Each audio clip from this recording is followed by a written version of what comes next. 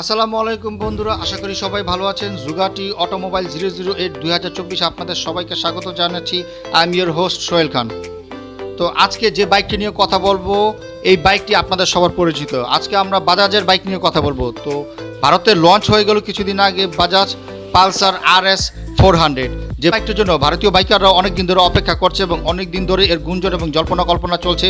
Company এর জন্য প্রচুর পরিমাণ শো অফ করেছিল বাইকটির।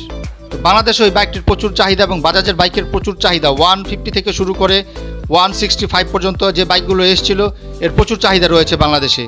তো বাজাজের বাইকের কথা শুনলে বাইকাররা বাইক কেনার জন্য হুমড়ি খেয়ে পড়ে। আর এমনিতেই এই বাইকটি হায়ার সিসির বাইক, এর চাহিদা তো বাংলাদেশে অনেক দিন থেকেই। আপনারা কমেন্টসে অনেক বন্ধুরাই লিখেছেন বাজাজ পালসার RS বাংলাদেশে কবে আসবে। বন্ধুরা কিছুদিন আগে লঞ্চ হয়েছে, যার কারণে এখন বাংলাদেশে আসার সম্ভাবনা রয়েছে। তবে ভারতের বাইকগুলো বাংলাদেশে খুব সহজেই ইন করতে পারে, এই ব্যাপারে আপনারা নিশ্চিত থাকতে পারেন। তো চলুন কথা না বাড়িয়ে বাজাজ পালসার RS 400 বাইকের স্পেসিফিকেশন ও মূল ভিডিওতে যাওয়ার আগে রিকোয়েস্ট করব, যারা চ্যানেলে প্রথমবার ক্লিক করেছেন তারা অবশ্যই চ্যানেলটি সাবস্ক্রাইব করবেন, আর যারা সাবস্ক্রাইব করেছেন তাদেরকে অসংখ্য ধন্যবাদ। ভিডিওটি ভালো লাগলে একটি লাইক অন্তত করবেন। আমাদের বাইকটি হচ্ছে বাজাজ পালসার RS 400। বাইকটিতে ইঞ্জিন হিসাবে ব্যবহার করা হয়েছে 373 CC liquid cooled single cylinder FI engine.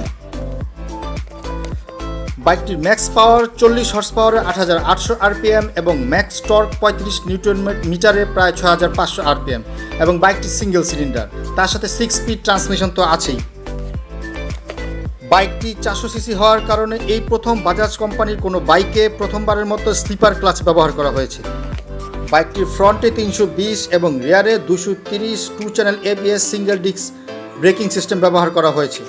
বাইকটির ফ্রন্ট টায়ারে ব্যবহার করা হয়েছে 110/70 R17 সাইজের টায়ার এবং রিয়ারে ব্যবহার করা হয়েছে 150/60 R17 টায়ার।